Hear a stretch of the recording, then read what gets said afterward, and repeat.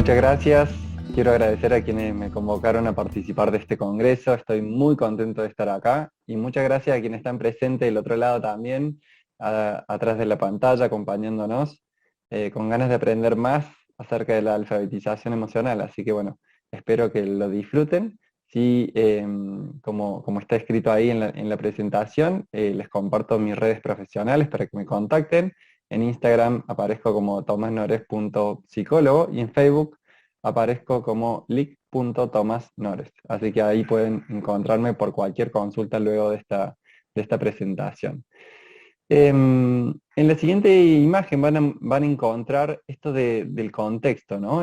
Si historizamos un poco de dónde viene esto de la alfabetización emocional, vamos a poder encontrarnos con que ya desde la UNESCO, aquella comisión. Y ahora en la siguiente imagen les voy a mostrar un poco de esta historización, de este contexto, para que contemplemos de dónde viene también, ¿no? Esta alfabetización emocional y algunos marcos teóricos que de algún modo acompañan que hoy por hoy podamos estar hablando de esto. Ya en el año 1996, aquella famosa convención de la UNESCO con esa Comisión Internacional sobre la Educación para el siglo XXI, que estaba presidida por el conocidísimo Jacques Delors, que planteaba esto de la educación encierra un tesoro. Y en el mismo resumen de la comisión, se establece como uno de los 4 pilares de la educación a lo largo de la vida el aprender a ser. Así que acá toma relevancia realmente esto del aprender a ser. Y si pensamos en Argentina, podemos tomar en cuenta la Ley Nacional de Educación, que establece, por ejemplo, en un inciso, que el juego va a ser el medio como para el desarrollo de la afectividad. También habla esta ley en el artículo 20, por ejemplo, dice que es necesario promover en niños y niñas la solidaridad, la confianza, el cuidado, la amistad y el respeto hacia sí mismo y hacia los otros. También si consideramos la Ley de Educación Sexual Integral, al número 26.650, a lo largo de todo el documento de los lineamientos curriculares para la educación sexual integral, refuerza y hace referencia a la necesidad de enseñar a los niños a verbalizar sus sentimientos, sus necesidades, sus emociones, sus dificultades. Por el otro lado, si nos vamos, por ejemplo, a España, en 2016, la Ley de Educación de España, la ley orgánica, es más específica aún respecto de este tema, estableciendo en su artículo 17 como objetivo de la educación infantil y primaria el desarrollar sus capacidades afectivas en todos los ámbitos de la personalidad y en sus relaciones con los demás, así como una actitud contra la violencia. Que esto da un marco más específico sobre la importancia del desarrollo de la alfabetización emocional. Por ejemplo, si nos vamos a Chile, país vecino, la Ley General de Educación de Chile, el número 20.370 del año 2009, establece también un desarrollo integral donde se hace expresa mención del desarrollo afectivo y emocional. Por ejemplo, en su artículo número 30 dice que es imprescindible alcanzar el desarrollo afectivo que lo faculte para conducir su propia vida en forma autónoma. Y de paso aprovecho para contarles que Chile también está, al igual que Argentina, en el desarrollo de su proyecto de ley de educación emocional. Y en el caso del país vecino, está liderado por la Fundación Liderazgo Chile. Así se llama y así la pueden encontrar. Como vamos a ver en la próxima imagen, también podemos ver cuáles son el principal objetivo de la ley de educación emocional aquí en Argentina, digamos.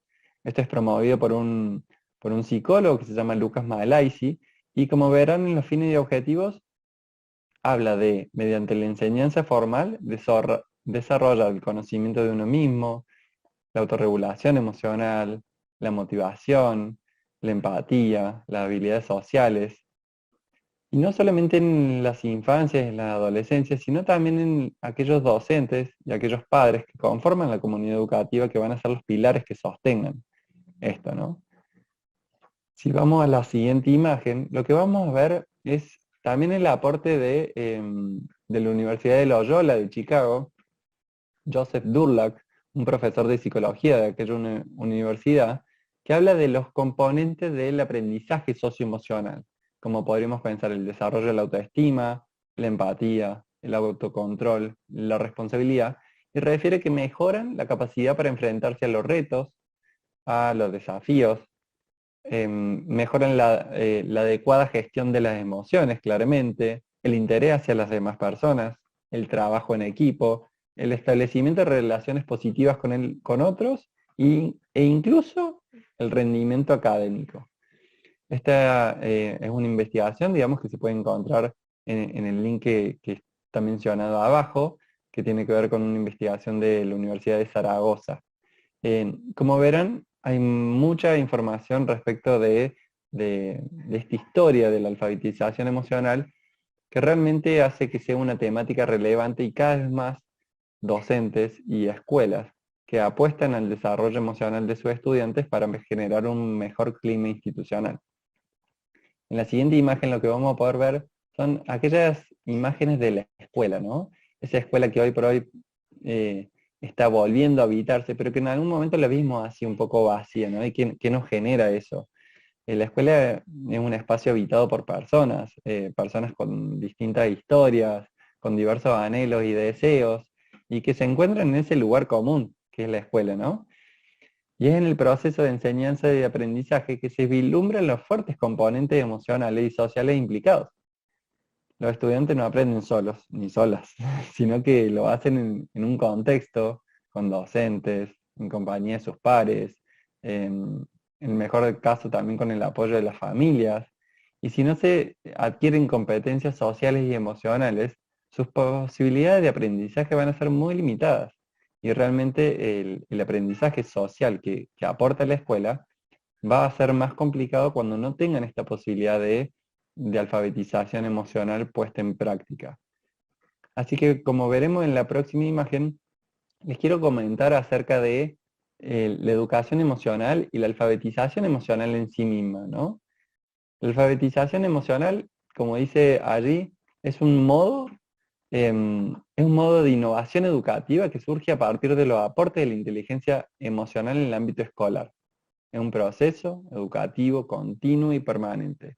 Y esto quiere decir que no con hacer una actividad de alfabetización emocional ya vamos a estar desarrollando integralmente una propuesta de alfabetización emocional, sino que requiere de algo continuo y permanente, de mucho capacitación, de mucho trabajo del docente en la propuesta pedagógica para habilitar que esto sea un continuo en la vida de los estudiantes y que a partir de cada situación que sucede en la escuela la podamos referenciar con estos aprendizajes socioemocionales que venimos dando.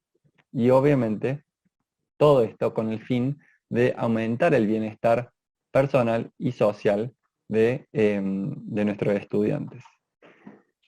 Si pensamos en la siguiente imagen, lo que nos trae es esto de los 5 componentes de la inteligencia emocional y por ende se aplican a la educación emocional a sí mismo. Estos 5 componentes son el autoconocimiento, que como ya sabemos existen muchas maneras que permiten el autoconocimiento, desde la currícula incluso existen muchísimas actividades que docentes desarrollan para trabajar esta temática, y en el plano emocional se refiere específicamente al conocimiento de nuestros propios sentimientos y emociones y cómo nos influyen ante distintas situaciones. Si pensamos en la autorregulación, es la capacidad de regularnos, que implica primero identificar qué estamos sintiendo, comprender cuál es el ciclo de esa emoción que estoy sintiendo, cómo actúa en mí, digamos, es decir, dónde la siento, qué pensamientos genera, qué acciones me promueve esta emoción, y con esa información podremos hacer uso de distintas estrategias que hayamos aprendido, pero si no las aprendimos, es difícil que podamos usar esa cajita de herramientas cuando la necesitemos. Vale aclarar que no hay estrategias que sirvan a modo de recetas para todas las personas por igual, pero existen muchas estrategias de regulación emocional que podemos aprender y tener a disposición, como la decía, para que en el momento preciso las podamos utilizar. Hablemos de empatía ahora. Bueno, esto de la empatía es el sentimiento de identificación con alguien o la capacidad de identificarse con alguien y compartir sus sentimientos.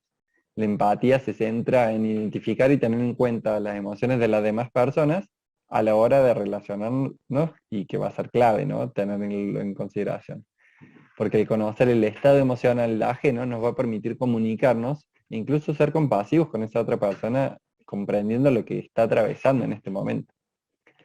Si pensamos en esto de la automotivación, pensemos como esta capacidad de motivarnos a nosotros mismos, digamos, ¿no? Tiene que ver con la proactividad, con la iniciativa, con el compromiso, con cierto grado de optimismo también, que es necesario para enfocar las emociones hacia nuestros objetivos y nuestras metas, hacia lo que nos proponemos. Y la automotivación sería lo contrario a la procrastinación, digamos, que es como esta palabra tan utilizada hoy por hoy, que implica esto de no hacer a tiempo aquello que deberíamos hacer. Si logramos una automotivación como un componente de la inteligencia emocional y de la alfabetización emocional, vamos a lograr que nuestros estudiantes procrastinen menos y sean más autónomos e independientes en sus tareas y quehaceres. Así que bueno, espero que esto les sirva realmente en la escolaridad práctica, ¿no? Ya pensamos en esto de las habilidades sociales. Estamos en sociedad, estamos en un lugar social como es la escuela por excelencia y necesitamos que de algún modo entrenar o practicar estas habilidades sociales, que básicamente es la habilidad para generar vínculos con otras personas en la que se permite expresar sentimientos, deseos, opiniones, actitudes a las demás personas. Y generalmente lo que sucede con una persona habilidosa es que no solamente considera sus propios intereses, sino también los de las demás personas. También logra resolver problemas más fáciles, tiene una capacidad de juicio más elaborada. Podríamos pensar en algunas habilidades sociales como para ejemplificar de qué estoy hablando. Tienen que ver con la habilidad de cooperación, las habilidades conversacionales, habilidades de interacción social, habilidades relacionadas con sentimientos, emociones y opiniones, por ejemplo, habilidades de solución de problemas, bueno, un montón de habilidades que realmente son claves al momento eh, de pensar el trabajo en la alfabetización emocional y pensar la escuela también, ¿no? Porque esas habilidades estoy seguro que más allá que estén implementando un plan de alfabetización emocional, son ustedes quienes la llevan a cabo realmente en su cotidianeidad, en su labor diaria. Y si vamos a la siguiente diapositiva, lo que podemos ver es un ejemplo práctico, que era lo que yo les quería mostrar y compartir hoy de mi experiencia profesional, que tiene que ver con aquellos ejes de trabajo que me comprometí a realizar en una escuela de la ciudad de Córdoba, que tienen que ver con estos 4 ejes centrales que tenían que ver con la autoestima, con las emociones, con los estilos de conducta o de comportamiento y con la resolución de conflictos. Elegí estos 4 ejes de trabajo que están comprendidos en los componentes de la inteligencia emocional que veíamos previamente, como para tener una planificación diaria de cuáles iban a ser los ejes de trabajo que iba a sostener mi tarea durante todo un año acompañando a una escuela de la ciudad de Córdoba, como les decía. Si vamos a la siguiente imagen, lo que podemos ver es cuáles son los aspectos metodológicos de estos ejes que yo propuse, ¿no? Por un lado, con grandes aportes de la psicología cognitiva-conductual, en la que me permitía un marco teórico adecuado para este trabajo, teniendo en cuenta que las dinámicas que yo realizaba siempre eran a través del juego estructurado. Yo iba con una propuesta específica de 1 hora de duración, en la cual iba a haber juegos, siempre a través del juego, que podían ser de lo más diversos de lo que se imaginen, pero aprendiendo a través del juego.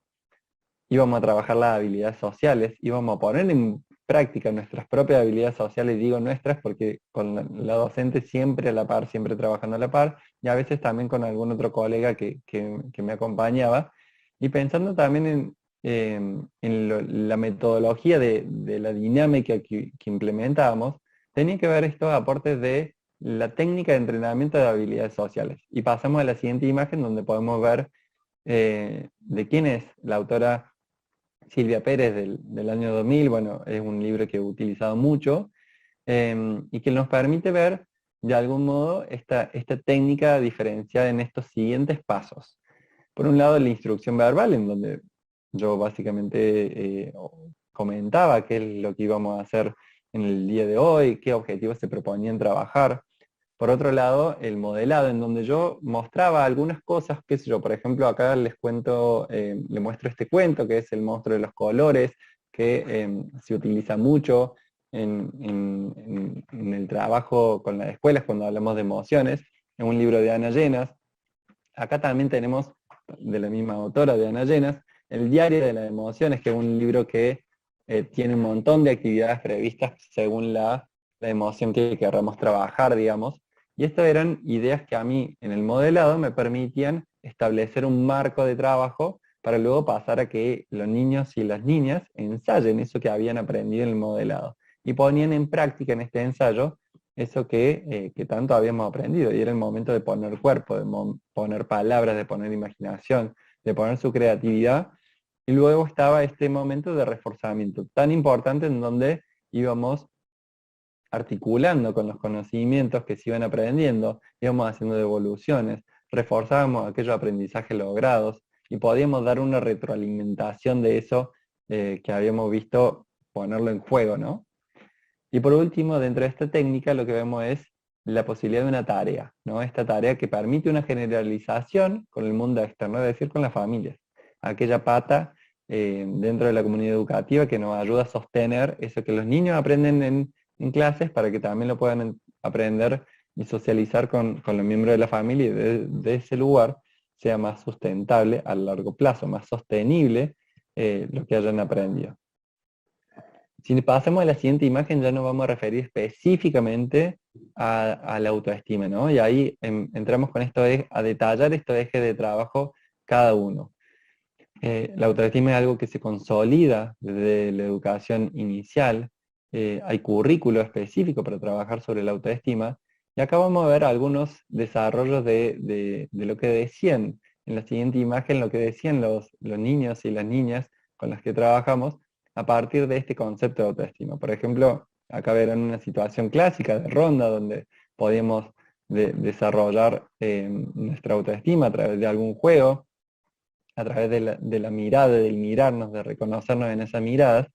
Y Luna, por ejemplo, de primer grado decía, cada uno de nosotros es importante por ser como somos. Y este eran aprendizajes que realmente se notaba que los chicos lo iban interiorizando en, en su, en su valía personal, se lo notaba como más sólido, más conforme, más conociendo a sus compañeros, conformes consigo mismo me refiero, ¿no? En la siguiente imagen lo que podemos ver también tiene que ver con otras expresiones en donde no solamente se podían reconocer a sí mismos, sino que también podían reconocer a los demás compañeros, y la mirada externa, cómo fortalece la autoestima, ¿no? Entre los mismos compañeros se podían decir palabras de afecto y de reconocimiento a su vez. Ahora vamos a otro de los ejes trabajados que tiene que ver con las emociones.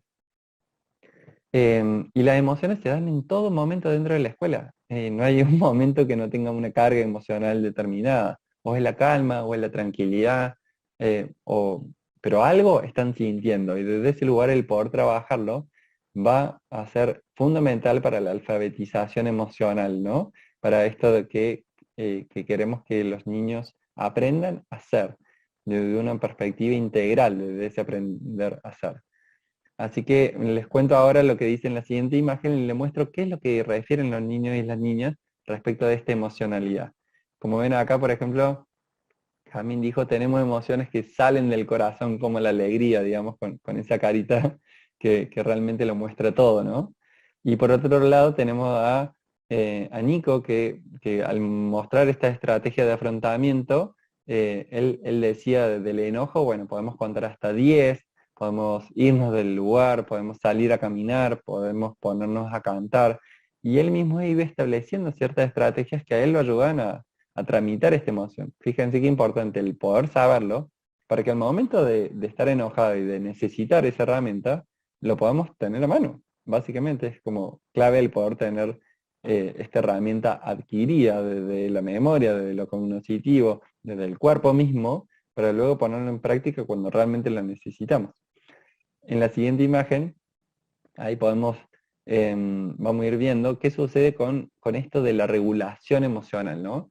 acá un ejemplo de cómo uno de los niños, bueno, lo hacíamos habitualmente en ronda a través de una práctica de mindfulness, a través de una práctica de atención plena, para regularse a través de la respiración. Utilizamos videos, por ejemplo, como el frasco de la calma, que es un video súper interesante para trabajar la autorregulación emocional y entrar en un estado de mayor calma cuando estamos muy alborotados, muy enérgicos, y les encantaba. Eran prácticas que luego ellos mismos construían sus frascos de la calma.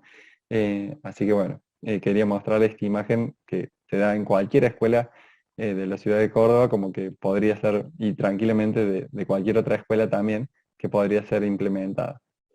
Otro de los ejes de trabajo tiene que ver con los estilos de comportamiento, y la idea acá central es que todos, en algún punto, nos podemos llegar a comportar de manera asertiva, amigable, que es a donde queremos apuntar, pero también a veces tenemos momentos en donde estamos siendo permisivos, momentos en donde estamos siendo agresivos con otras personas.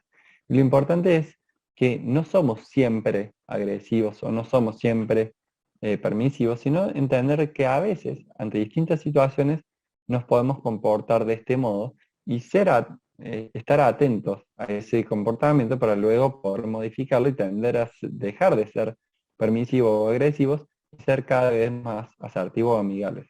Ahí trabajamos fuertemente en esto de como habilidad social, ¿no? Acá les quiero mostrar en la siguiente imagen este aprendizaje que nos dan los niños respecto de qué es esto que iban interiorizando, ¿no? Por ejemplo, acá Facundo dice, las personas agresivas dicen que nunca se equivocan, siempre golpean a los demás. Y esto es justamente lo que trabajamos, que bueno, en la retroalimentación decíamos, está bien Facu lo que entendiste, pero sin embargo, no es que nunca se equivocan, digamos. No es que siempre golpean a los demás. Hablamos del comportamiento, no del ser.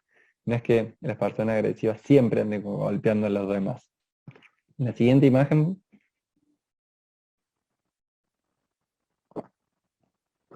Bueno, disculpen, tenía necesidad de tomar un poco de agua antes de continuar. En esta siguiente imagen vemos cómo a través del juego, niños y niñas aprenden de esto de ser amigable, de qué se trata y lo ponen en práctica, lo desarrollan. Ahora pasamos al otro eje,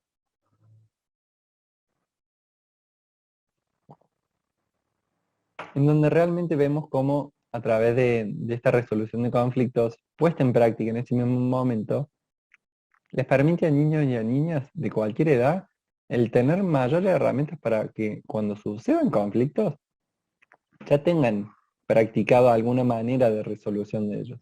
Así que vamos a ver qué nos decían estos niños con respecto a sus propios problemas. Que por ejemplo el problema que plantea Uma es que su hermana quiere usar su juguete y no los cuida. Y eso para ella era un problemón. Y nosotros por ahí no le damos esa importancia, pero para ella era un problemón que necesitaba solucionar. Entonces, a partir de eso, sus compañeros pueden pensar alguna idea y estrategia y el reforzar esto de lo colaborativo para hacer que UMA tenga como mayores herramientas frente a esta situación.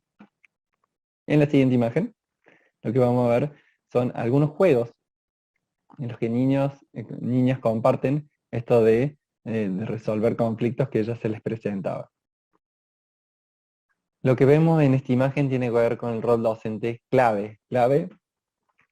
Y acá pasamos a la siguiente imagen, por favor, ya voy muy rapidito porque sé que me estoy quedando sin tiempo. Y realmente los momentos de aprendizaje en los cuales docentes compartían sus propias estrategias para acompañar en la alfabetización emocional. En la siguiente imagen también vemos cómo un seño lo podía compartir con su estudiante, con Lucas, para decirle realmente lo importante que había sido su confianza para ella, ¿no? Como docente. Compartimos la siguiente imagen en donde realmente nos parece importantísimo el tener en cuenta la corresponsabilidad con las familias.